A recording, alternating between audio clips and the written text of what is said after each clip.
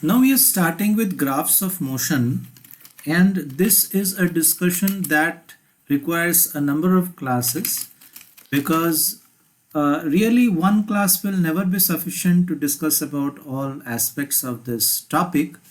We'll start today and we'll go on in our subsequent videos discussing about this topic.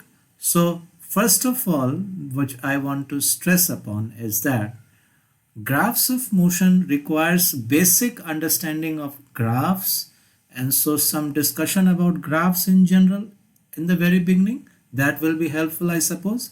So we know that a Cartesian coordinate system comprises of some say reference lines called axes. So we have the horizontal line which we call the x-axis, normally we call it the x-axis, and we also have the vertical line which we can call the y-axis, right?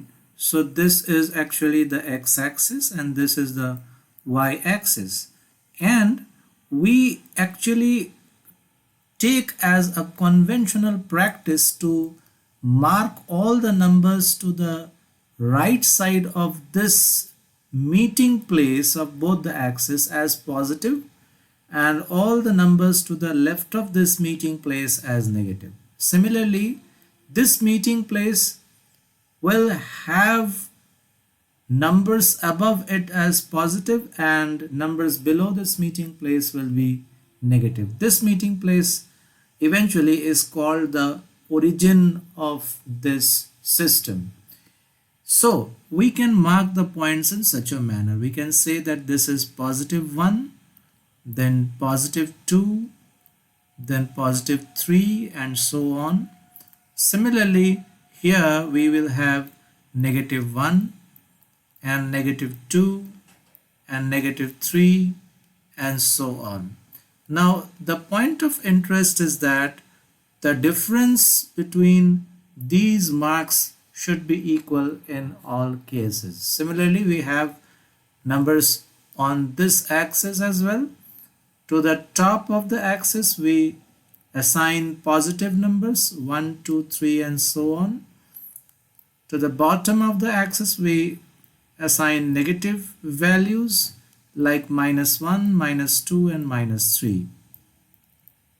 Alright, now we delegate values to every point on this system, and those values are called coordinates of that particular point. Let me illustrate this for a better understanding. Suppose we have a point over here. This point is represented by two numbers which are called coordinates of this point. The first of these two numbers is the number that denotes how far this point is from the y-axis. That is, if we have to reach this point, first we have to decide how much we have to travel on the x-axis, and we have to travel 2 steps as it seems on the x-axis to reach this point.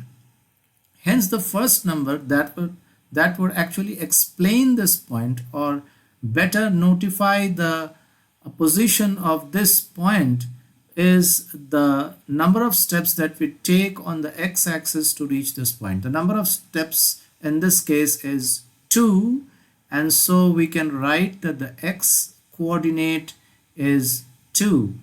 Similarly, after we have reached here, we have to move upwards, that is in the positive direction of the y-axis, and in that direction we are moving 1 step, 1 unit, and hence the second number will be 1, and which is called the y coordinate. Okay, so this point will have these coordinates. In this manner we can actually define any point in this Cartesian coordinate plane. So this is a bit about coordinate geometry. Although this discussion is by no means exhaustive, you can just take a look at some other videos on this topic, and if you need it, I may share links with you if you let me know that it is necessary for you.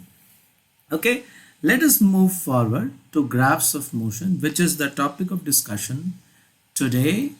And graphs of motion actually mean that we are going to draw some lines, some curves on this coordinate system to represent the motion of the object. Now this might seem to be something very difficult, but believe me, it is not so difficult as it seems to be or as it is sounds. So we begin by saying that there are three kinds of graphs of motion, and let me just list them out for you. The first type is called the position time graph. The second type is called the velocity time graph, and the third one is known as the acceleration time graph. Of course, you can also use many other types of graphs to represent your motion, but in this present course, in the context of this course, we are going to discuss about these three types of graphs of motion. Okay, so in all these types of graphs of motion, one thing will be very common, and that thing will be the time, as we see, is there in each case, and this time will be represented by the x-axis always. So for position time graph, we are going to represent time on the x-axis, and we are going to represent the position of the body on the y-axis. The graph will be like this, where the x-axis will represent time interval and the position of the object, which can be denoted by the symbol x, will be represented on the y-axis. This is not the x-axis, mind you. This x stands for the position of the object, denotes the position of the object. This is actually the y-axis that we have taken up over here, and this one is the x-axis on which we represent the time of the motion.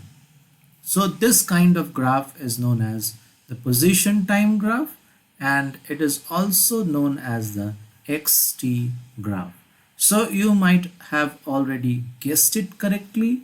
The second type of graph, that is the velocity time graph. The velocity time graph has v or velocity on the y-axis and t or time on the x-axis, and the acceleration time graph has got a acceleration on the y-axis and t time on the x-axis. Now, is this a standing rule that we should take t on the x-axis always? Not really actually, but we can actually take t on the y-axis also, but it is a conventional practice in these kinds of graphs to take t on the x-axis. We have much more discussions about these graphs of motion. Let me just tell you at the very beginning that in order to follow these videos and these classes, you will have to first have some kind of understanding about this coordinate system geometry. So I would advise you to just take a peep into these concepts so that we will be able to discuss things in a much better fashion. Thank you.